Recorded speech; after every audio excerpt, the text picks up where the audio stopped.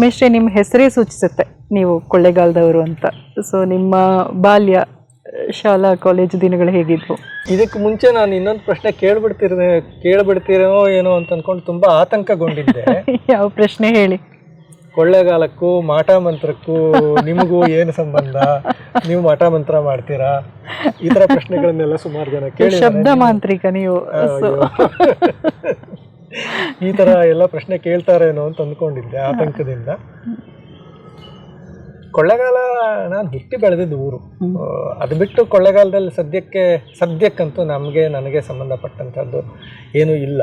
ಆದರೆ ನಮ್ಮ ತಂದೆ ಕೊಳ್ಳೇಗಾಲಕ್ಕೆ ಉದ್ಯೋಗಾರ್ಥವಾಗಿ ಕೊಳ್ಳೇಗಾಲಕ್ಕೆ ಬರೋಕ್ಕೂ ಮುಂಚೆ ಅವರ ಹಿಂದಿನ ತಲೆಮಾರಿನವರು ಕೊಳ್ಳೇಗಾಲದಲ್ಲಿ ಇದ್ದರು. ಅವರು ನೆಲವಂದಿಗರು, ಕೊಳ್ಳೇಗಾಲದ ಎಲ್ಲ ಇದ್ದರು.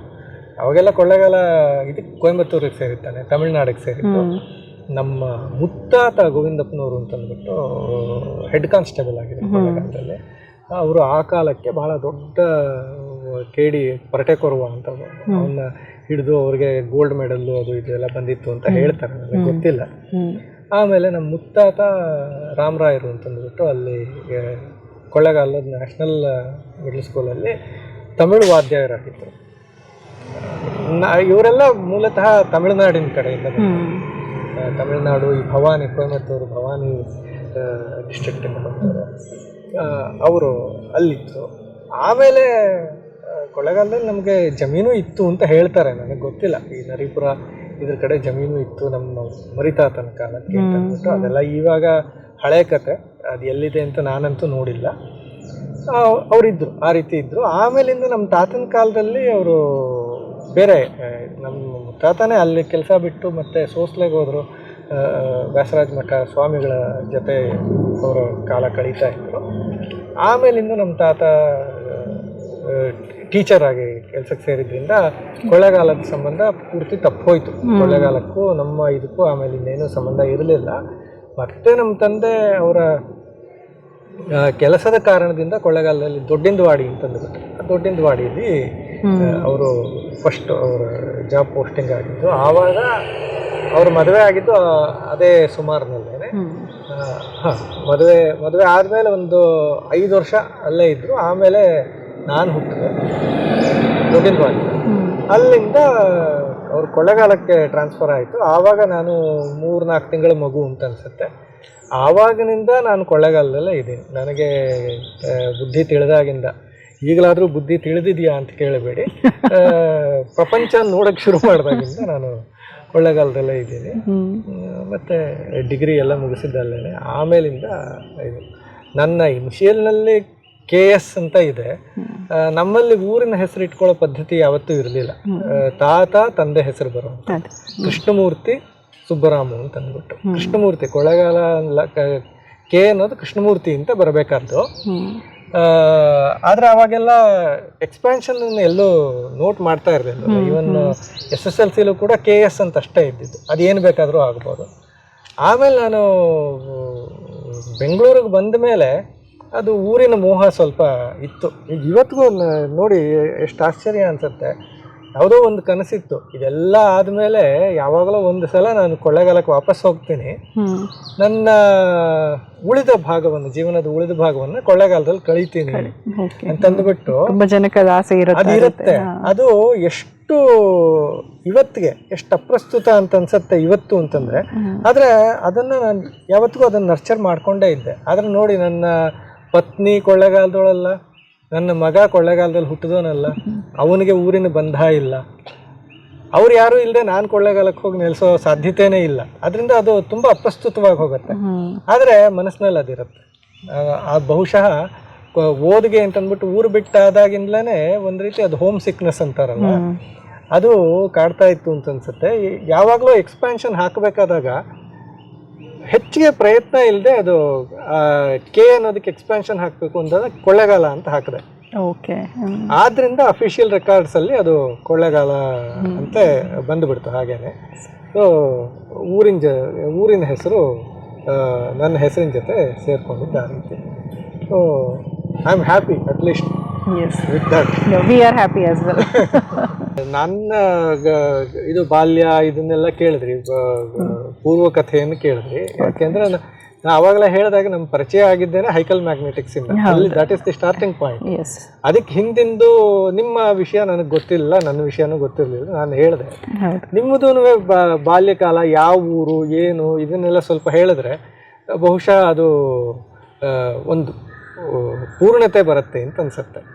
ನಾನು ಹುಟ್ಟಿದ್ದು ಬೆಂಗಳೂರಲ್ಲೇ, ಅವೆನ್ಯೂ ರೋಡ್ ಅಂತ ಒಂದು ಏರಿಯಾ, ಅದು ಬೆಂಗಳೂರಿನ ಹೃದಯ ಭಾಗ ಅಂತಲೇ ಹೇಳ್ಬೋದು.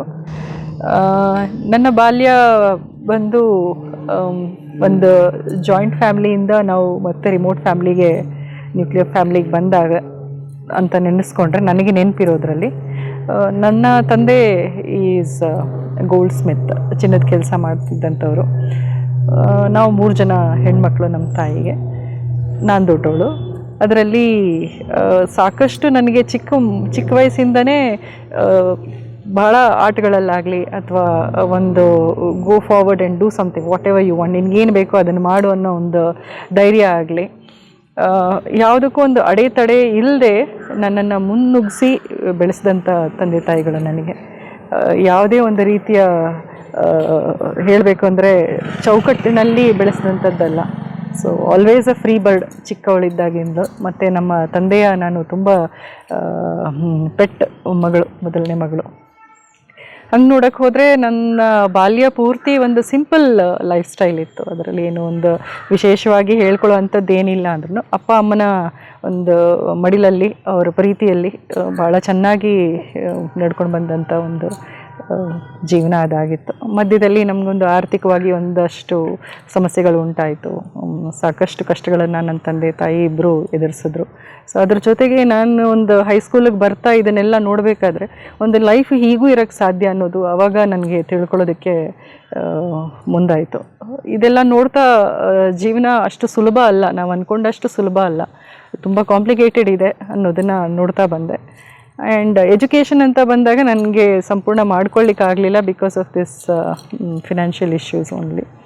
ನಾನು ಒಂದು ಕಾಲೇಜ್ಗೆ ಓದಬೇಕಾದ್ರೆ ಮಧ್ಯದಲ್ಲೇ ಬಿಡಬೇಕಾಗಿ ಬಂತು ಅಂತ ಒಂದು ಪರಿಸ್ಥಿತಿ ಇತ್ತು. ಸುಮಾರು ವರ್ಷಗಳಿಂದನೇ ನಾನು ಕೆಲಸಕ್ಕೆ ಹೋಗ್ತಾ ಇದ್ದೀನಿ. May be when I was 16 ವರ್ಷಕ್ಕೆ ಇರುವಾಗಲೇ ನಾನು ಕೆಲಸಕ್ಕೆ ಹೋಗ್ತಾಯಿದ್ದೆ. ಆಮೇಲೆ ನಂದು ಮದುವೆ ಆದಮೇಲೆ ನಮ್ಮ ಮಾವನವರು ನನಗೆ ಭಾಳ ಪ್ರೋತ್ಸಾಹ ಮಾಡಿದರು, ನೀನು ಓದಬೇಕು, ಒಂದು ಗ್ರ್ಯಾಜುಯೇಷನ್ ಸರ್ಟಿಫಿಕೇಟ್ ತಗೊಳ್ಳೇಬೇಕು ಅಂತ. ಸೊ ನಮ್ಮ ಕರ್ನಾಟಕದ ಹೆಮ್ಮೆ ಮಾನಸ ಗಂಗೋತ್ರಿ. ಸೊ ಅಲ್ಲಿಂದ ನಾನು ನನ್ನ ಡಿಸ್ಟೆನ್ಸ್ ಎಜುಕೇಷನ್ ಮಾಡಿಕೊಂಡೆ, 3 ವರ್ಷದ ಗ್ರ್ಯಾಜುಯೇಷನ್ ಮಾಡಿಕೊಂಡೆ. ಸೊ ಆ ಗ್ರ್ಯಾಜುಯೇಷನ್ ಸರ್ಟಿಫಿಕೇಟ್ ನನಗೆ ಬಹಳ ಲೈಫ್ಗೆ ಮುಖ್ಯವಾಯಿತು. ಅದರದ್ದು ಬೆಲೆ ನನಗೆ ಅದನ್ನು ಪಡ್ಕೊಳ್ಳೋ ತನಕ ಗೊತ್ತಿರಲಿಲ್ಲ. ಅದಾದಮೇಲೆ ನಂದು ಒಂದು ಕೆರಿಯರ್ನ ಪ್ರತಿಯೊಂದು ಹಂತದಲ್ಲೂ ಆ ಸರ್ಟಿಫಿಕೇಟ್ ತುಂಬ ಮುಖ್ಯವಾಗಿ ಬೇಕಾಯಿತು. ಅದಾಗಿ ಹೀಗೆ ನನ್ನ ಕರಿಯರ್ ಕೂಡ ಪ್ಯಾರಲಲ್ಲಿ ನಡೀತಾ ಹೋಯಿತು. ಆ್ಯಂಡ್ ಎಕ್ಸ್ಟ್ರಾ ಕರಿಕ್ಯುಲರ್ ಆ್ಯಕ್ಟಿವಿಟೀಸ್ ಅದು ನಂಗೆ ಮುಂಚೆಯಿಂದನೂ ಸ್ವಲ್ಪ ಆಸಕ್ತಿ ಜಾಸ್ತಿ. ಶಾಲಾ ಕಾಲೇಜು ದಿನಗಳಲ್ಲೂ ಸಹ ನಾನು ಎಲ್ಲ ರೀತಿಯ ಒಂದು ಸಾಂಸ್ಕೃತಿಕ ಕಾರ್ಯಕ್ರಮಗಳಲ್ಲಿ ಭಾಗವಹಿಸ್ತಾ ಇದ್ದೆ. ನನ್ನ ಸ್ನೇಹಿತರು ಕೂಡ ಅದೇ ರೀತಿ ಇರ್ತಿದ್ರು. ಸೊ ಇದೊಂದು ನಂದು ಒಂದು ಸಿಂಪಲ್ ಆಗಿ ಹೇಳಬೇಕಂದ್ರೆ ಬಾಲ್ಯ. ನೀವು ಅವೆನ್ಯೂ ರೋಡ್ನಲ್ಲಿ ಅಂತಂದರೆ ನಿಮ್ಮ ಬಾಲ್ಯಕಾಲ ಎಲ್ಲ ಅಲ್ಲೇ ಸುಮಾರು ನಂದು ಹೈಸ್ಕೂಲ್, ನಾನು 9ನೇ ಕ್ಲಾಸಿಗೆ ಬರೋ ತನಕಲೂ ಅಲ್ಲೇ ಇದ್ವಿ. ಎಲ್ಲಿ ಹೈಸ್ಕೂಲು? ಇಲ್ಲ, ಉದಯ ಎಜುಕೇಷನ್ ಸೊಸೈಟಿ ಅಂತ, ಅದು ಕೂಡ ಪ್ರಾಪರ್ ಅಭಿನಯ್ ಥಿಯೇಟರ್ ಹತ್ರ. ಇಟ್ ಈಸ್ ಕಾಲ್ಡ್ ಕಿಲಾರಿ ರಸ್ತೆ. ಆಗ ಅವೆನ್ಯೂ ರೋಡ್ ಇವಾಗಿದ್ದ ಹಾಗೆ ಇತ್ತ? ಮೊನ್ನೆ ರೀಸೆಂಟಾಗಿ ಹೋಗಿದ್ದೆ, ಒಂದಷ್ಟು ಪುಸ್ತಕಗಳನ್ನ ಪರ್ಚೇಸ್ ಮಾಡೋದಿತ್ತು. ರೀಸೆಂಟಾಗಿ ಹೋದಾಗ ಸುಮಾರು ಬದಲಾವಣೆಗಳಾಗಿದ್ವು. ಬಟ್ ಆದರೆ ಕೆಲವೊಂದು ಅಂಗಡಿಗಳು ಹಿಂದಿನ ಒಂದು ಟೈಮಲ್ಲಿ ಹೇಗಿದ್ವೋ ಈಗಲೂ ಹಾಗೇ ಇದೆ. ಕೆಲವೊಂದು ಹೋಟೆಲ್ಗಳಾಗಿರ್ಬೋದು, ಒಂದು ಔಟ್ಲೆಟ್ಗಳಾಗಿರ್ಬೋದು, ಅದೆಲ್ಲ ಈಗಲೂ ಸಹ ಮುಂಚೆ ಹೇಗಿತ್ತು ಹಾಗೇ ಇದೆ. ಅದನ್ನ ನೋಡಿ ನಾನು ಖುಷಿ ಪಡ್ತಿದ್ದೆ, ಇದು ಇನ್ನೂ ಹಾಗೇ ಇದೆ, ಇದು ಇನ್ನೂ ಹಾಗೇ ಇದೆ ಅಂತ. ಯಾಕೆ ಅಂತಂದರೆ ನೋಡಿ, ಅವೆನ್ಯೂ ರೋಡ್ ಇದೆಯಲ್ಲ, ಅವೆನ್ಯೂ ರೋಡ್ ಹೆಸರೇ ಅವೆನ್ಯೂ. ಹೌದು, ಅಂದರೆ ಅದು ಮುಖ್ಯ ರಸ್ತೆ ಒಂದು ಕಾಲಕ್ಕೆ. ಅಂದರೆ ಇವತ್ತು ನಾವು ಭಾರಿ ರಸ್ತೆಗಳನ್ನು ಏನು ನೋಡ್ತೀವಿ ಅದಲ್ಲದೆ ಇದ್ರೂ ಒಂದು ಕಾಲಕ್ಕೆ ಒಂದು ಮುಖ್ಯ ರಸ್ತೆ, ಬಹಳ ಪ್ರಮುಖರು DVG ಅಂತ ಮಹನೀಯರೆಲ್ಲ ಅಲ್ಲಿ ಅವೆನ್ಯೂ ರೋಡ್ ಇರ್ಬೋದು, ಅಕ್ಕಿಪೇಟೆ ಇರ್ಬೋದು, ಬಳೆಪೇಟೆ ಇರ್ಬೋದು, ಆ ಏರಿಯಾ ಏನಿದೆ ಅದು ಬಹಳ ಬೆಂಗಳೂರಿನ ಬಹಳ ಮುಖ್ಯವಾದ ಸಾಂಸ್ಕೃತಿಕ ಚಟುವಟಿಕೆಗಳು ನಡೀತಾ ಇದ್ದಂತಹ ಜಾಗ. ನಮ್ಮ ಬೆಂಗಳೂರಿನ ಸಾಹಿತ್ಯಿಕ ಚಟುವಟಿಕೆಗಳು, ಕರಗ ಸಾಹಿತ್ಯಿಕ ಚಟುವಟಿಕೆಗಳು, ಸಂಗೀತ ಇರ್ಬೋದು. ಯಾರೋ ಮೈಸೂರು ವಾಸುದೇವಾಚಾರ್ಯರ ನೆನಪುಗಳಲ್ಲೋ ಏನೋ ಬರುತ್ತೆ, ಭೈರವಿ ಕೆಂಪೇಗೌಡರು ಅಲ್ಲಿ ಕೂತ್ಕೊಂಡು ಯಾವುದೋ ಒಂದು ಅಕ್ಕಿಪೇಟೆ ಮಂಡಿಲಿ ಅಕ್ಕಿ ಮೂಟೆ ಮೇಲೆ ಕೂತ್ಕೊಂಡು ಸಂಗೀತ ಹಾಡ್ತಾ ಇದ್ರು. ಆ ಕಾಲ ಒಂದು ನಮಗೆ ವಿ ಸ್ಟಿಲ್ ಮಿಸ್ ದಟ್ ನಮ್ಮ ಕಾಲಕ್ಕೆ. ಈಗಂತೂ ಬಹಳನೇ ಅವೆನ್ಯೂ ರೋಡು ಅಂತಂದ್ರೆ ಒಂದು ಟ್ರಾಫಿಕ್ ಜಾಮ್ ಇರುವಂತದ್ದು ಒಂದು ಪ್ರದೇಶ ಅಂತ ಅಷ್ಟೇ ನನ್ನ ಪರಿಚಯ ಹೊರಗಡೆಯಿಂದ ಬಂದು. ನಾನು ಬೆಂಗಳೂರಿಗೆ ಬಂದಿದ್ದೆ ನನಗೆ 20 ವರ್ಷ ಆದಾಗ. ಆಗಲೇ ಸಾಕಷ್ಟು ಟ್ರಾಫಿಕ್ ಅದು ಇದು. ಅವೆನ್ಯೂ ರೋಡ್ ಅಂತೂ ಕೇಳಲೇಬೇಕಾಗಿಲ್ಲ, ಒನ್ ವೇ. ನಾನ್ ನೋಡಿದಾಗಲೇ ಒನ್ ವೇ. ನೀವು ಅಲ್ಲೇ ಹುಟ್ಟು ಬೆಳೆದವರಾದ್ರೆ ಅದು ಸ್ವಲ್ಪ ಬೇರೆ ತರ ಇದ್ದಿರಬಹುದು ನಿಮ್ಮ ಬಾಲ್ಯ. ಇಲ್ಲ, ನಿಜವಾಗ್ಲು ಅದು ಹಾಗೆ ಸರ್ ಇದ್ದಿದ್ದು. ಹೆಂಗೆ ಅಂದ್ರೆ ನಾವು ಮನೆಯಲ್ಲಿ ಅಂಗಳದಲ್ಲಿ ಕೂತ್ಕೊಳ್ತೀವಿ ಅಂದ್ರೆ ಒಂದಷ್ಟು ಗುಬ್ಬಚ್ಚಿಗಳು ಬರುವು. ನಾವು ಅಕ್ಕಿ ಕಾಳು ಹಾಕೊಂಡು ಅಮ್ಮ ಏನೇನು ಅದು ಭತ್ತ ಎಲ್ಲ ತೆಗಿತಿದ್ರು ಅಕ್ಕಿಯಿಂದ, ಅದೆಲ್ಲ ಒಂದು ಕಪ್ಪಲ್ಲಿ ಹಾಕಿಟ್ಟಿರೋರು, ಅದನ್ನೆಲ್ಲ ನಾವು ಅಲ್ಲಿ ಗುಬ್ಬಚ್ಚಿಗಳಿಗೆ ಮನೆಯಿಂದ ಆಚೆ ಹಾಕ್ತಿರ್ತಿದ್ವಿ. ಸೊ ಈ ರೀತಿ ಅದು ಸೆಂಟ್ರ್ ಆಫ್ ಬೆಂಗಳೂರು ಇರೋದ್ರಿಂದ ನಮಗೆ ಟೌನ್ ಹಾಲ್ ಆಗಿರ್ಬೋದು, ರೈಲ್ವೆ ಸ್ಟೇಷನ್ ಆಗಿರ್ಬೋದು, ಮೆಜೆಸ್ಟಿಕ್ ಆಗಿರ್ಬೋದು, ಅಥವಾ ಕೆ ಆರ್ ಪೇಟೆ ಆಗಿರ್ಬೋದು, ಮಾರ್ಕೆಟ್, ದೊಡ್ಡ ಮಾರ್ಕೆಟ್ ಅಂತ ಏನು ಹೇಳ್ತೀವಿ, ಅದೆಲ್ಲ ಅವೆನ್ಯೂ ರೋಡ್ ಸುತ್ತಲೇ ಎಲ್ಲ ಒಂದು 5 minutes ಡಿಸ್ಟೆನ್ಸಲ್ಲಿ ಸಿಗುವಂಥದ್ದು. ಸೊ ಅದಕ್ಕೆ ಅದು ಹಾರ್ಟ್ ಆಫ್ ಬೆಂಗಳೂರು ಅಂತ ಹೇಳೋದು. ಬಹಳ ನಿಮ್ಮ ಬಾಲ್ಯ ಹಾಗಾದ್ರೆ ಸಾಕಷ್ಟು ಶ್ರೀಮಂತವಾಗಿದ್ದಿರಬೇಕು. ಖಂಡಿತ. ಅಲ್ಲಿದ್ದ ಸ್ನೇಹಿತರು ಹಾಗೆ ಇದ್ರು. ಹೌದು. So it was rich. ನೋಡಿ, ಅಂದ್ರೆ you had an advantage of small town, living inside a big city. ಬಹುಶಃ ನಮ್ಮ ಕಾಲಘಟ್ಟದವರ ಬಹಳ ದೊಡ್ಡ ಅಡ್ವಾಂಟೇಜ್ ಇದು ಅಂತ ಅನ್ಸುತ್ತೆ. ಇವತ್ತಿನ ಮಕ್ಕಳಿಗೆ ಇಲ್ಲದೆ ಇರೋವಂಥದ್ದು ಒಂದು ಭಾಗ್ಯ ಅಂತಲೇ ಹೇಳಬೇಕು. ಅದು at least we had a very rich childhood. Rich ಅಂತಂದ್ರೆ ನಾಟ್ ಮಾನಿಟರಿಲಿ, ಇಫ್ ನಾಟ್ ಮಾನಿಟರಿಲಿ, ಅಟ್ಲೀಸ್ಟ್ ಬೇರೆ ಎಲ್ಲ ರೀತಿಲೂ ಬಹಳ ಶ್ರೀಮಂತವಾದ ಬಾಲ್ಯ ಆಗಿತ್ತು ಅಂತ ಅನ್ಕೋತೀನಿ. ನನ್ನದಂತೂ ಹಾಗಿತ್ತು. ನಿಮ್ಮದು ಇದನ್ನು ನೋಡಿದಾಗ, ನಿಮ್ಮ ವಿವರಣೆಗಳನ್ನು ಕೇಳಿದಾಗ ಹಾಗನ್ಸುತ್ತೆ. ಬಹಳ ಇಷ್ಟೊತ್ತು ನಿಮ್ಮ ಜೊತೆ ಮಾತಾಡಿದ್ದು ನನಗಂತೂ ಬಹಳ ಸಂತೋಷ ಕೊಡ್ತು. ನನಗೂ ಅಷ್ಟೇ ಬಹಳ ಖುಷಿ ಆಯಿತು. ನಿಮ್ಮ ಪರಿಚಯ ನನಗೆ ಸುಮಾರು 25 ವರ್ಷದ ಹಿಂದೆಯಿಂದ ಇದೆ. ಬಟ್ ಸುಮಾರು ವಿಷಯಗಳು ನಂಗೆ ಗೊತ್ತಿತ್ತು. ಬಟ್ ಆದರೆ ನೀವು ಇವಾಗ ಮಾತಾಡಿ ಹೇಳಿರುವಂಥ ವಿಷಯಗಳು, ಅನೇಕ ವಿಷಯಗಳು ನನಗೆ ಇವತ್ತಿಗೂ ಅದು ಹೊಸದಾಗಿ ಅನಿಸಿದೆ. ಸೊ ಈ ಒಂದು ಮಾತುಕತೆ, ಈ ಚರ್ಚೆ ನಂಗೆ ಬಹಳ ಖುಷಿ ಆಯಿತು. ನೋಡಿ, ಇದು 20 ವರ್ಷ ಆಯ್ತು ಇದಕ್ಕೆ.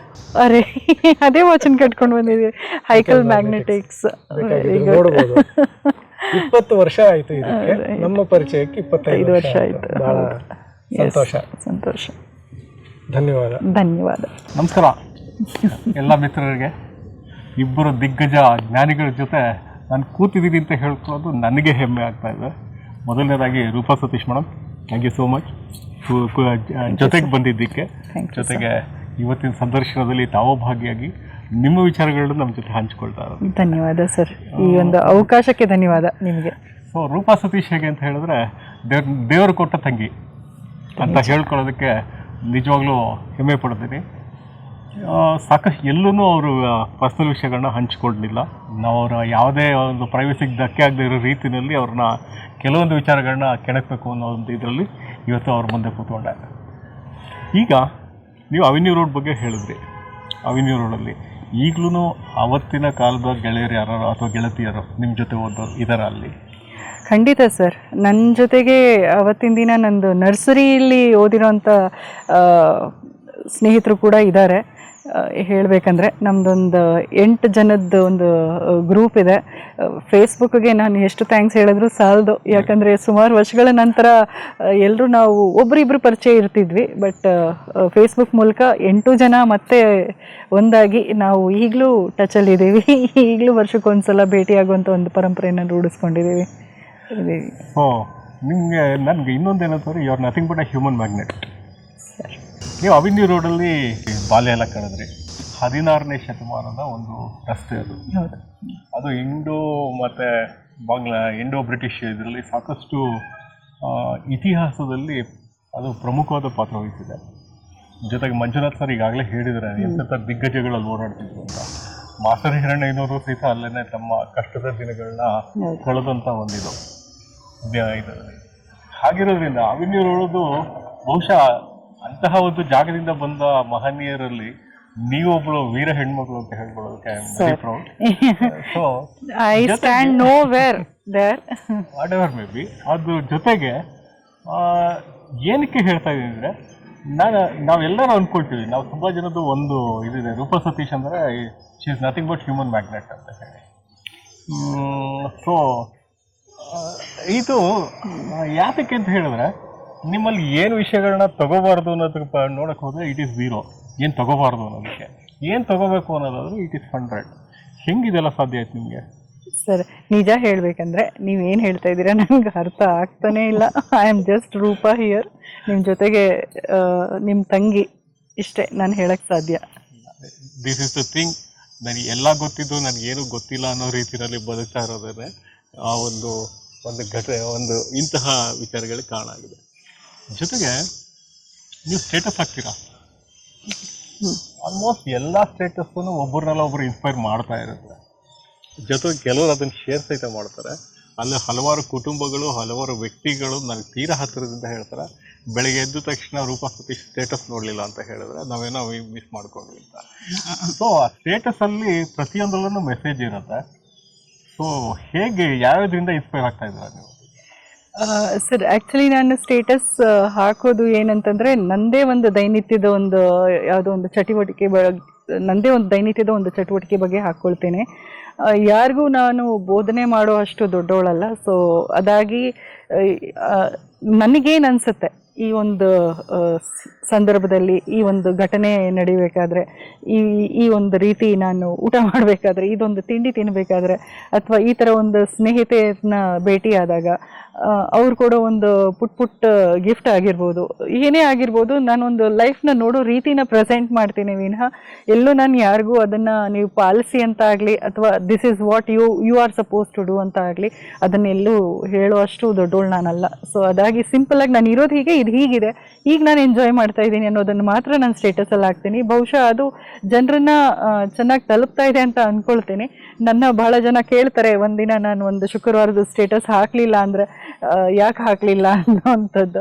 So there is where it stands. So ಸೋಮವಾರದಿಂದ ಶನಿವಾರ ಅಥವಾ ಭಾನುವಾರದವರೆಗೆ ನಿಮ್ಗೆ ಇಷ್ಟವಾದ ದಿನದ ಸ್ಟೇಟಸ್ ಯಾವುದು? ಶುಕ್ರವಾರದ ವೀಕೆಂಡ್. ಖಂಡಿತವಾಗ್ಲೂ ಈಗ ನಾವು ಕಾರ್ಪೊರೇಟ್ಗಳನ್ನ ಕೇಳಿದ್ರೆ, ನೀವು ಕಾರ್ಪೊರೇಟ್ ಎಂಪ್ಲಾಯೀಸ್ನ ಕೇಳಿದ್ರೆ ನಿಮ್ಗೆ ಇಷ್ಟವಾದ ವಾರ ಯಾವುದು ಅಂದರೆ ಶುಕ್ರವಾರ ಅಂತಲೇ ಹೇಳೋದು. ಯಾಕೆಂದರೆ ಶನಿವಾರ ಭಾನುವಾರ ನಮಗೆ ಒಂದು ಸ್ವಲ್ಪ ಉಸಿರಾಡಲಿಕ್ಕೆ ಟೈಮ್ ಸಿಗುತ್ತೆ, ಬ್ರೀದಿಂಗ್ ಸ್ಪೇಸ್ ಸಿಗುತ್ತೆ. ಅದಾಗಿ ಶುಕ್ರವಾರ ಡೆಫಿನೆಟ್ಲಿ ನನ್ನ ಫೇವ್ರೆಟ್ ಡೇ. ಅದು ನಿಮ್ಮ ಸ್ಟ್ರೆಸ್ ಬಸ್ಟಿಂಗ್ ಹವ್ಯಾಸ ಏನಿದೆ ಅಂದರೆ ಒತ್ತಡದಲ್ಲಿ ಕೆಲಸ ಮಾಡ್ತಾ ಇರ್ತೀರ, ಒತ್ತಡ ನಿವಾರಣೆ ಮಾಡ್ಕೊಳ್ಳೋದಕ್ಕೆ ನೀವೇ ಕೆಲವೊಂದು ಹವ್ಯಾಸಗಳನ್ನ ಬೆಳೆಸ್ಕೊಂಡಿರ್ತೀರ. ಆ ಹವ್ಯಾಸಗಳು ಯಾವುದು? ಸೊ ನಾನು ತುಂಬ ಸ್ಟ್ರೆಸ್ಫುಲ್ ಆದಾಗ ನಾನು ತುಂಬ ಹಾಡುಗಳು ಕೇಳ್ತೀನಿ. ಸುಮಾರು ಕೆಲಸಗಳು ಮಾಡಬೇಕಾದ್ರೂ ನನಗೆ ಕಿವಿಗೆ ಇಯರ್ಫೋನ್ಸ್ ಹಾಕ್ಕೊಂಡು ಹಾಡುಗಳು ಕೇಳ್ಕೊಂಡು ಕೆಲಸ ಮಾಡುವಂಥದ್ದೊಂದು ಅಭ್ಯಾಸ ಇದೆ. ಅದೇ ನನಗೆ ಸ್ಟ್ರೆಸ್ ರಿಲೀಫು. ಹಂಸಲೇಖ ಅವ್ರ ಹಾಡುಗಳನ್ನ ತುಂಬ ಕೇಳ್ತಿರ್ತಿದ್ದೆ, ಆ್ಯಂಡ್ ಸೋನು ನಿಗಮ್ ಹಾಡುಗಳನ್ನ ತುಂಬ ಕೇಳ್ತಿರ್ತಿದ್ದೆ. ಸೊ ಇದಾಗಿ ಈ ಹಾಡುಗಳು ತುಂಬ ಇನ್ಸ್ಪೈರ್ ಮಾಡುತ್ತೆ ನನಗೆ, ಆ್ಯಂಡ್ ತುಂಬ ಎನರ್ಜಿ ಕೂಡ ಕೊಡುತ್ತೆ. ಅದು ನನ್ನದೊಂದು. But at the same time ನನಗೆ ಇನ್ನೂ ಬ್ರೇಕ್ ಬೇಕು ಅಂದರೆ ನನ್ನ ಫೇವ್ರೆಟ್ ಕಾಫಿ. ಸೊ ಒಂದು ಕಾಫಿ ಮೊರೆ ಹೋಗ್ತೇನೆ. ಅದು ನನಗೆ ಹೇಗಿದ್ರು ಎಲ್ಲಿದ್ರು ನಾನು ಸಾಥ್ ಕೊಟ್ಟಿದೆ ಸರ್ ಇದುವರೆಗೂ. ನಾನು ಅದೇ ಪ್ರಶ್ನೆ ಕೇಳ್ಬೇಕಂತಿದೆ ಕಾಫಿ ಬಗ್ಗೆ. ಕಾಫಿಗೂ ನಿಮಗೂ ಇರುವಂಥ ಅವಿನಾಭಾವ ಸಂಬಂಧ ಏನು, ಹೇಗೆ, ಎಷ್ಟು ಲೀಟ್ರ್ ಕುಡಿತೀರಾ? ಇಲ್ಲ, ಲೀಟ್ರ್ ಗಟ್ಟಲೆ ಅಲ್ಲ, ಖಂಡಿತವಾಗ್ಲೂ ಅದಕ್ಕೆ ಆದ ಒಂದು ಸ್ಥಾನ ಇದೆ ನನ್ನ ಲೈಫಲ್ಲಿ. ಯಾರ ಜೊತೆಗೆ ಇದ್ರೂ ಇಲ್ಲದೆ ಹೋದ್ರು ಅಥವಾ ಯಾರು ನಮಗೆ ಒಂದು ಸಾಥ್ ಕೊಟ್ಟರು ಕೊಡದೆ ಹೋದ್ರು, ಕಾಫಿ ಮಾತ್ರ ನಮಗೆ ಯಾವಾಗಲೂ ನಾನಿದ್ದೀನಿ ನಿನ್ನ ಜೊತೆ, ನಿನ್ಗೆ ಹೆಂಗೆ ಬೇಕೋ ಹಂಗೆ ನನ್ನ ಬಳಸ್ಕೊ ಅಂತ ಒಂದು ಮುಕ್ತವಾಗಿ ಸಿಗೋವಂಥ ಒಂದು ಪೇಯ. ಸೊ ಅದಾಗಿ ನಾನು ಕಾಫಿಗೆ ತುಂಬ ಋಣಿ. ಅದು ನನಗೆ ಹೆಂಗಿದ್ರೂ ಒಂದು ಇನ್ಸ್ಪಿರೇಷನ್ ಮೂಲಕನೇ ಸಿಗುತ್ತೆ ಸರ್. ಅದಾಗಿ ಕಾಫಿ ನನಗೆ ತುಂಬ ಹುಡ್ಕೊಂಡು ಹೋಗಿ ಕುಡಿಯೋವಂಥ ಅಭ್ಯಾಸ ಇದೆ. ನಾಟ್ ದಟ್ ನಾನು ಇಡೀ ದಿನ ಕಾಫಿ ಕುಡಿತಿರ್ತೀನಿ ಅಂತಲ್ಲ, ಅದಕ್ಕೆ ಆದ ಒಂದು ಸ್ಥಾನ ಇದೆ, ಟೈಮ್ ಇದೆ. ಸೊ ಅದ್ರ ಪ್ರಕಾರ I will have at least 2 to 3 cups in a day. 2 to 3 cups. But tea ಏನು ಪಾಪ ಮಾಡಿತ್ತು? ಸಹ ಕುಡಿತೀನಿ ಸರ್, ಹಾಗೇನಿಲ್ಲ. Tea is also okay, but coffee ಬೇಕು. ಸೊ ಕಾಫಿ ಮತ್ತೆ ರೂಪ ಅಂತ ಹೇಳಿದ್ರೆ it's nothing but two faces of same coin ಅನ್ನೋ ರೀತಿಯಲ್ಲಿ ಆಲ್ಮೋಸ್ಟ್ ಎಲ್ಲರಿಗೂ ಇದಾಗಿದೆ. ಜೊತೆಗೆ you are a very good driver. ನೀವು ಕಾರ್ ಐ ಡ್ರೈವ್, ಎಸ್. ಹೌದಲ್ವಾ? ಹೌದು. ನೀವು ಬಹುಶಃ ನಾನು ತಿಳಿದ ಮಟ್ಟಿಗೆ you have change around 2 to 3 cars. 3 cars, yes. ಹೌದಲ್ವಾ? ಹೌದು. ನಿಮ್ಮ ಡ್ರೈವಿಂಗ್ ಎಲ್ಲ ಹೇಗೆ? ಅದೊಂದು ಬೆಂಗಳೂರಲ್ಲಿ ಹೆಣ್ಮಕ್ಳು ಡ್ರೈವ್ ಮಾಡ್ಬೇಕಾದ್ರೆ ಸ್ವಲ್ಪ ನಾವುಗಳೇ ಹೆದರ್ಕೊತೀವಿ ಅಕ್ಕಪಕ್ಕ. ಇಲ್ಲ sir, expert driver. I drive, ಅದೇನು ದೊಡ್ಡ ವಿಷಯ ಅಲ್ಲ ಸರ್. ಈಗ ಭಾಳಷ್ಟು ಹೆಣ್ಮಕ್ಳು ತುಂಬ ಚೆನ್ನಾಗಿ ಡ್ರೈವ್ ಮಾಡ್ತಾರೆ. ಆಯಿತು, ಸುಮಾರು ಒಂದು 12-13 ವರ್ಷದಿಂದ ಡ್ರೈವ್ ಮಾಡ್ತಾ ಇದ್ದೀನಿ. ಹಾಗಾಗಿ ಒಳ್ಳೆ ಒಂದು ಏನು ಹೇಳ್ತೀರಾ ಎಕ್ಸ್ಪೀರಿಯನ್ಸ್ ಸಿಕ್ಕಿದೆ. ಅನಿವಾರ್ಯತೆ, that is the only reason. ನನಗೆ ಬೇರೆ ಲಾಂಗೆಸ್ಟ್ ಡ್ರೈವ್ ಚಾಮುಂಡಿ ಬೆಟ್ಟ, ಮೈಸೂರು ಚಾಮುಂಡಿ ಬೆಟ್ಟ. ಸೊ ನಾನೇ ಬೆಟ್ಟ ಹತ್ಕೊಂಡು ಹೋಗ್ಬೇಕು ಅನ್ನೋದೊಂದು ಶುರುವಾಗಿ ಲಾಂಗೆಸ್ಟ್ ಡ್ರೈವ್ ಅಷ್ಟೇ. ಅದು ಬಿಟ್ಟರೆ ನಾನು ವಿತಿನ್ ದ ಸಿಟಿ ಇಲ್ಲಿ ಬೆಂಗಳೂರು, ಶಿವಮೊಗ್ಗ ಹೋಗಿದ್ದೀನಿ. ಇಂಟರ್ಸ್ಟೇಟ್ ಮಾಡಿದ್ದೀರಾ? ಇಂಟರ್ಸ್ಟೇಟ್ ಮಾಡಿದ್ದೀನಿ, ಬಟ್ ನಾನು ಡ್ರೈವ್ ಮಾಡಿಲ್ಲ. ಇಂಟರ್ಸ್ಟೇಟ್ ನಿಮ್ಮ ಕಾರಲ್ಲಿ ಬಂದಿದ್ದೀನಿ. ಇಂಟರ್ಸ್ಟೇಟ್ ಟೀಮ್ ಇತ್ತು. ಹೌದು, ಮೀರಾ ಅವ್ರ ಕಾರಲ್ಲಿ ಮಾಡಿದ್ದೀನಿ. ಹೌದು, ಇಂಟರ್ಸ್ಟೇಟ್ ಮಾಡಿದ್ದೀನಿ. ಎಸ್. ಸೊ ಅಂದ್ರೆ ಕನ್ಯಾಕುಮಾರಿ ಟು ಶ್ರೀನಗರ ನ್ಯಾಷನಲ್ ಹೈವೇನಲ್ಲಿ ಡ್ರೈವ್ ಮಾಡಿ. ಹೌದು, ಅದೊಂದು ಎಕ್ಸ್ಪೀರಿಯನ್ಸ್ ಇದೆ.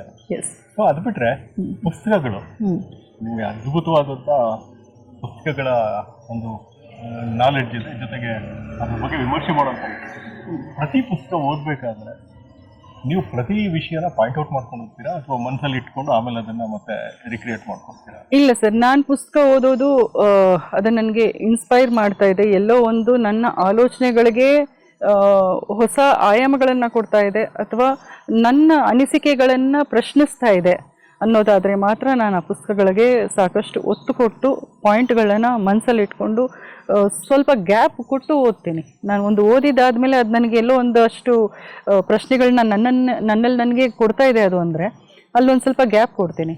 ಅದಷ್ಟು ನನಗೆ ಸರಿ ಅನಿಸಿದ ಮೇಲೆ ನಾನು ಮತ್ತೆ ಆ ಪುಸ್ತಕ ತೊಗೊಂಡು ಮುಂದುವರಿಸ್ತೀನಿ. ಕೆಲವೊಂದು ಪುಸ್ತಕಗಳು ಓದಬೇಕಾದ್ರೆ ಇಲ್ಲ ಇದೆಲ್ಲ ನಮ್ಗೆ ಗೊತ್ತಿರೋ ವಿಷಯನೇ, ಇದನ್ನ ಇನ್ನೂ ಬಾಲಿಶವಾಗಿ ಹೇಳಿದ್ದಾರೆ ಅಂತ ಅನಿಸಿ ನಾನು ಸ್ಟಾಪ್ ಮಾಡಿರುವಂಥದ್ದು ಉಂಟು. ಇಲ್ಲಾಂದರೆ ನಾನು ಯಾವುದೇ ಪುಸ್ತಕ ಓದಬೇಕಾದ್ರೂ if it is adding value to me, if it is adding value to my thoughts and processes, ಅಲ್ಲಿ ನಾನು ಅದಕ್ಕೆ ಸಾಕಷ್ಟು ಒತ್ತು ಕೊಟ್ಟು ಎಷ್ಟೇ ಸಣ್ಣ ಪುಸ್ತಕ ಆದರೂ ಅದನ್ನು ಅದೇ ರೀತಿ ಓದ್ಕೊಂಡು ಹೋಗ್ತೀನಿ. ಓಕೆ. ಮತ್ತು ಇನ್ನೊಂದೇನಂದರೆ ಪುಸ್ತಕ ಅಂತ ಹೇಳ್ತಾ ನಿಮ್ಮ ಇಷ್ಟವಾದಂಥ ಬರಹಗಾರರು ಅಥವಾ ಸಾಹಿತಿ ಯಾರು ಬರ್ತಾರೆ? ಸೊ ನನಗೆ ಭಾಳ ಇಷ್ಟವಾಗಿರುವಂಥದ್ದು ಹೇಳಬೇಕಂದ್ರೆ ತ್ರಿವೇಣಿ ಮೇಡಮ್. ನಾನು ತುಂಬ ಕಾದಂಬರಿಗಳನ್ನು ಆವಾಗ ಓದ್ತಾ ಇದ್ದೆ. ಎಸ್, ಅದು ತುಂಬ ಇನ್ಸ್ಪೈರ್ ಮಾಡಿರುವಂಥ ನನಗೆ ಒಬ್ಬರು ಬರಹಗಾರ್ತಿ ಅವರು. ಅವರ ಪುಸ್ತಕಗಳಲ್ಲಿ ಒಂದು ಹೆಣ್ಮಕ್ಳಿಗೆ ಇರ್ತಾ ಇದ್ದಂಥ ಸ್ಥಾನ ಆಗಿರ್ಬೋದು, ಅಥವಾ ಅವರು ಹೆಣ್ಮಕ್ಳನ್ನ ನೋಡ್ತಾ ಇದ್ದಿದ್ದಂಥ ಒಂದು ರೀತಿ ಇರ್ತಿರ್ಬೋದು. ಆಗ್ಲಿಂದಲೇ ನಾನು ಓದ್ಕೊಂಡು ಬರ್ತಾ ಇದ್ದೆ. ಈಗಿನ ಕಾಲಕ್ಕೆ ಅದು ಬಹುಶಃ it needs an upgrade, big time, ಒಪ್ಕೊಳ್ತೇನೆ. ಆದರೆ ನನಗೆ ಬಹಳ ಮೆಚ್ಚಿನ ಬರಹಗಾರ್ತಿ ತ್ರಿವೇಣಿ ಅವರು, ನಮ್ಮ ಮೈಸೂರವರು. ಎಸ್. ಈ ಎಲ್ಲ ಜೊತೆಗೆ ನಿಮ್ದೊಂದು ದೊಡ್ಡ ತಂಡ ಕಟ್ಕೊಂಡಿದ್ದೀರಾ. ಹೌದು. ಒಂದು ಸರಿ ರೂಪಾ ಸತೀಶ್ ಒಂದು ಕಾರ್ಯಕ್ರಮ ಮಾಡೋಣ ಅಂದ್ರೆ ಆಟೋಮೆಟಿಕಲಿ ತುಂಬಾ ಸಿಸ್ಟಮೆಟಿಕ್ ಆಗಿ ನಿಮ್ಮ ಜೊತೆ ಇರ್ತಾರೆ. ಹೌದು ಸರ್. ಆ ಥರ ಎಷ್ಟೋ ಕಾಪಿಗಳು ಮಾಡೋದಕ್ಕೆ ಟ್ರೈ ಮಾಡಿ ಅದು ಆಗಿಲ್ಲ ಕೆಲವೊಂದು. ಬಟ್ ಇದೆಲ್ಲ ಹೇಗೆ ಸಾಧ್ಯ ಆಯಿತು? ನಿಮ್ಮ ಲೀಡರ್ಶಿಪ್ ಕ್ವಾಲಿಟಿ ಅಥವಾ ಮೋಟಿವೇಶನ್ ಕ್ವಾಲಿಟಿ ಹೇಗೆ? ಸರ್, ಲೀಡರ್ಶಿಪ್ ಕ್ವಾಲಿಟಿ, ಮೋಟಿವೇಶನ್ ಎಲ್ಲ ಏನೂ ಇಲ್ಲ. ಅದು ದೇವ್ರ ದಯೆ, ಒಂದು ಸಮಾನ ಮನಸ್ಕರು ನಾವು ಸೇರಿರೋವಂಥದ್ದು. ಸೊ ನಮ್ಮಲ್ಲಿ ನಾನು ನೋಡ್ದಂಗೆ ಇಷ್ಟು ವರ್ಷಗಳಿಂದ ಏನು ನಡ್ಕೊಂಡು ಬಂದಿದೆ, ಒಂದು 15 ವರ್ಷಗಳಿಂದ ನಮ್ಮ 3K ಗ್ರೂಪಿನ ಕೋರ್ ಸದಸ್ಯರು ಯಾವುದೇ ಒಂದು ವಿಷಯನ ಮಾತಾಡಬೇಕಾದ್ರೆ ಆ ವಿಷಯಕ್ಕೆ ಮಾತ್ರ ಒತ್ತು ಕೊಟ್ಟು ಮಾತಾಡ್ತಿರ್ತೇವೆ. There is no disagreement or there is no argument as such. ಒಂದು ಕಾರ್ಯಕ್ರಮ ಚೆನ್ನಾಗಾಗಬೇಕಂದ್ರೆ ನಾವೆಲ್ಲರೂ ಸೇರಿ ಹೇಗೆ ಕಾಂಟ್ರಿಬ್ಯೂಟ್ ಮಾಡಬೇಕು ಅನ್ನೋದ್ರ ಬಗ್ಗೆ ಮಾತ್ರ ಆಲೋಚನೆ ಮಾಡ್ತಿರ್ತೀವಿ. ಅದಾಗಿ ನಾವು ಪ್ರತಿ ವರ್ಷ ಒಂದು ರಾಜ್ಯೋತ್ಸವ ಸಂಭ್ರಮ ಆಗಿರ್ಬೋದು, ಅಥವಾ ಒಂದು ಮಕ್ಕಳಿಗೆ ಒಂದು ಕಾಂಪಿಟೇಷನ್ ಆಗಿರ್ಬೋದು, ಒಂದು ಸ್ಥಳ ಆಗಿರ್ಬೋದು ನಿಗದಿತಪಡಿಸುವಂಥದ್ದು, ಅಥವಾ ರಾಜ್ಯೋತ್ಸವ ಸನ್ಮಾನ ಯಾರಿಗೆ ಕೊಡಬೇಕು ಅನ್ನೋದಾಗಿರ್ಬೋದು, ಇದೆಲ್ಲನೂ ನಾವು ಗ್ರೂಪಲ್ಲಿ ಚರ್ಚಿಸಿದಾಗ ಎಲ್ಲರದ್ದು ಫೀಡ್ಬ್ಯಾಕ್ನ ಅಷ್ಟೇ ರೆಸ್ಪೆಕ್ಟ್ಫುಲ್ಲಾಗಿ ಒಬ್ರಿಗೊಬ್ರು ನೋಡ್ತೀವಿ, ಆಲಿಸ್ತೀವಿ. And at the same time ಯಾವ ಡಿಸಿಷನ್ ತೊಗೊಂಡ್ರೆ ಕಾರ್ಯಕ್ರಮ ಚೆನ್ನಾಗಾಗತ್ತೆ ಅನ್ನೋದ್ರ ಬಗ್ಗೆ ಎಲ್ಲರ ಮನಸ್ಸು ಇರುತ್ತೆ. ಅದಾಗಿ there is where we all stand together sir. ಇಷ್ಟು ವರ್ಷ ಆಯಿತು, ನಾವೆಲ್ಲ ಇನ್ನೂ ಒಟ್ಟಿಗೆ ಇದ್ದೀವಿ ದೇವ್ರ ದಯೆಯಿಂದ. ಸೊ ನಿಮ್ಮ ಖುಷಿನಲ್ಲಿ ಅಮ್ಮನ ಪಾತ್ರ ಎಷ್ಟಿದೆ? ನನ್ನ ಖುಷಿಯಲ್ಲಿ ಅಮ್ಮನ ಪಾತ್ರ ಸರ್, ನನ್ನ ತಾಯಿ ಇಲ್ಲ ಅಂತ ಅಂದಿದ್ದಿದ್ರೆ ನಾನು ಈ ಸ್ಥಾನಕ್ಕೆ ಇಲ್ಲಿ ಹೀಗೆ ಕೂತು ನಿಮ್ಮ ಜೊತೆಗೆ ಮಾತಾಡೋಕ್ಕೆ ಆಗ್ತಿರ್ಲಿಲ್ಲ ಅನಿಸುತ್ತೆ. ಯಾವುದೇ ಕಾರಣಕ್ಕೂ ಯಾವುದೇ ಲೈಫಲ್ಲಿ ನಾನು ಮೇಲೆ ಕೆಳಗೆ ಹೋದಾಗಲೂ ಅವರು ನನ್ನ ತಾಯಿ ನನ್ನ ಕೈ ಬಿಟ್ಟಿಲ್ಲ. She was there in every moment of my life. So ಆ ಒಂದು ಋಣನ ಯಾವತ್ತೂ ತೀರ್ಸೋಕ್ಕಾಗಲ್ಲ, ತಾಯಿ ಋಣನ ಅಂತ. So this is where sir. So every bit of life ನಾವು ಹೀಗೆ ಇರಬೇಕು ಅಥವಾ ಹೀಗೆ ಇರ್ತೀವಿ ಅಂತ ನೀವು ಪ್ಲ್ಯಾನ್ ಮಾಡ್ಕೊಂಡು ಬದುಕ್ತಾ ಇದ್ದೀರಾ, ಅಥವಾ ಬಂದಿದ್ದು ಬರಲಿ ನಾನು ಹೆಂಗೆ ಫೇಸ್ ಮಾಡ್ಕೊಳ್ತೀನಿ? ಸರ್, ಹೀಗೆ ನಾನು ವ್ಯಕ್ತಿಯಾಗಿ ಕೆಲವೊಂದು ಸರಿಗಳನ್ನು ನಡ್ಕೊಂಡು ಹೋಗಬೇಕು ಅನ್ನೋದು ನನ್ನ ಮನಸ್ಸಲ್ಲಿದೆ. As a philosophy, as my value system, ಅದನ್ನು ನಾನು ಎಲ್ಲೂ ಕಾಂಪ್ರಮೈಸ್ ಮಾಡ್ಕೊಳ್ಬಾರ್ದು ಅನ್ನೋದೊಂದು ಬಿಟ್ಟರೆ ಲೈಫ್ ಅದು ಹೇಗೆ ಕರ್ಕೊಂಡು ಹೋಗುತ್ತೆ ಹಾಗೆ ಹೋಗೋಕ್ಕೆ ಖಂಡಿತವಾಗ್ಲೂ ನಾನು ಇದ್ದೀನಿ.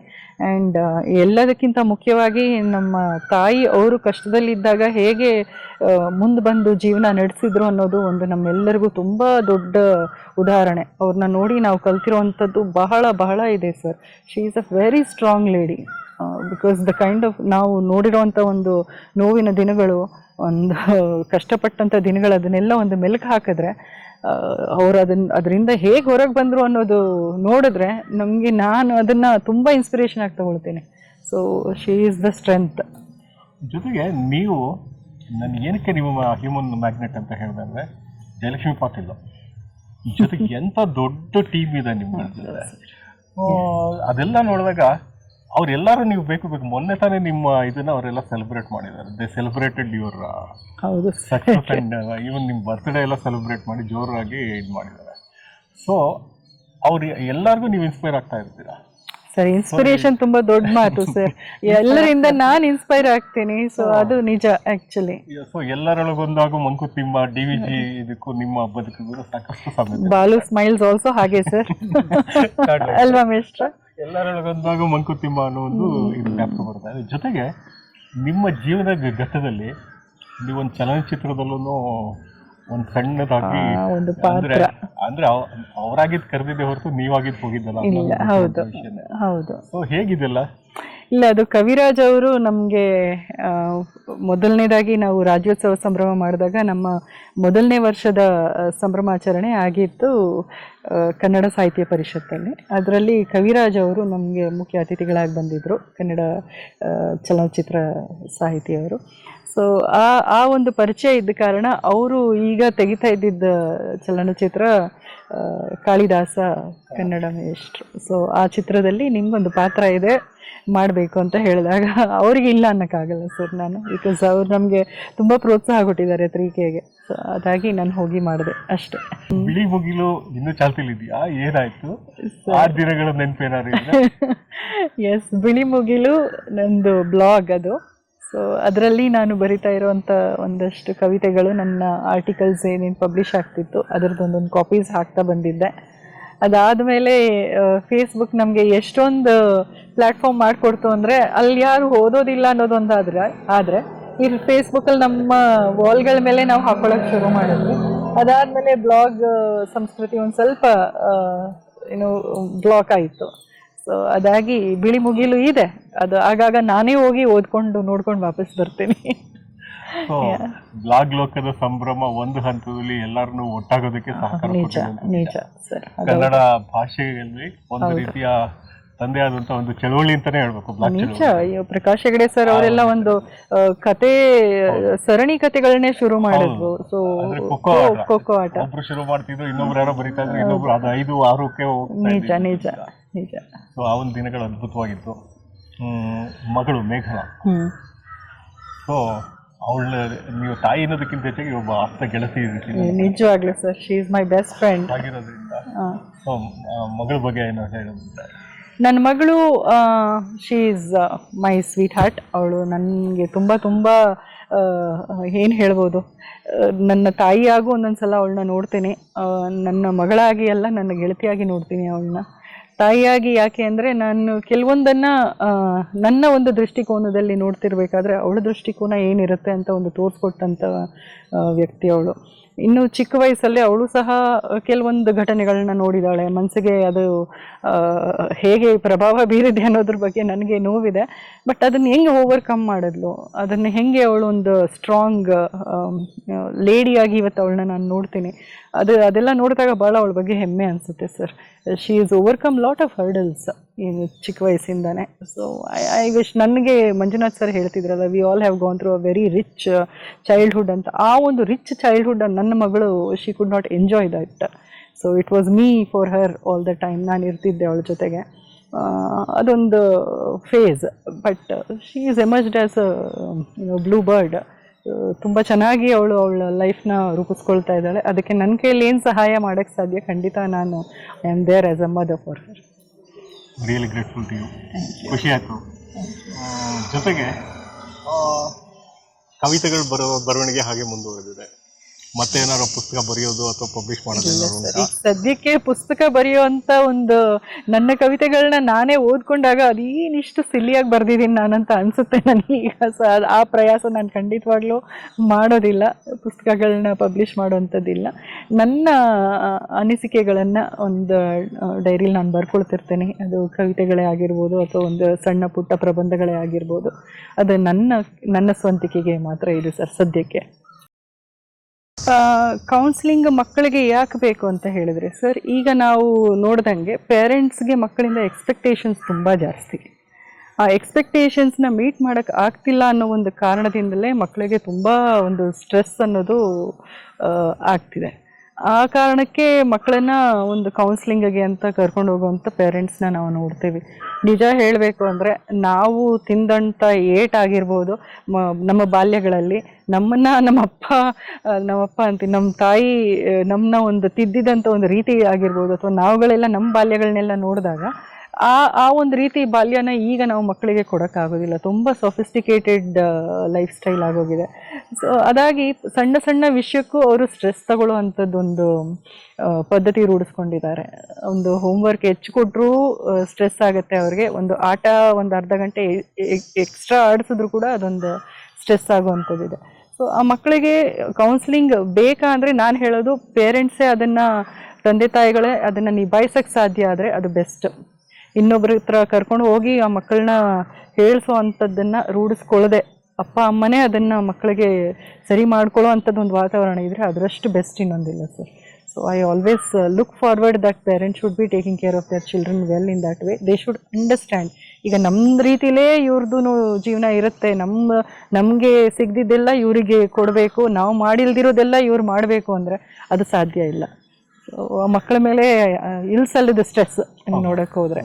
ಸೊ ಅದಾಗಿ ಮಕ್ಕಳಿಗೆ ಅವ್ರಾಗ ಅವ್ರು ಇರೋಕ್ಕೆ ಬಿಟ್ಟು ಅವ್ರ ಇಂಟ್ರೆಸ್ಟ್ ಏನಿದೆ ಅದಕ್ಕೆ ಒಂದು ಸ್ವಲ್ಪ ಸಾಥ್ ಕೊಟ್ಟು, ಕೆಲವು ಮಕ್ಕಳು ತುಂಬ ಚೆನ್ನಾಗಿ ಓದ್ತಾರೆ, ಕೆಲವು ಮಕ್ಕಳಿಗೆ ಅಷ್ಟೇ ಓದೋಕ್ಕೆ ಸಾಧ್ಯ ಆಗುತ್ತೆ. ಒಂದು ಓದಿಗಿಂತ ಹೆಚ್ಚಾಗಿ ನಮ್ಮದು ಜೀವನ ಸಹ ಇದೆ.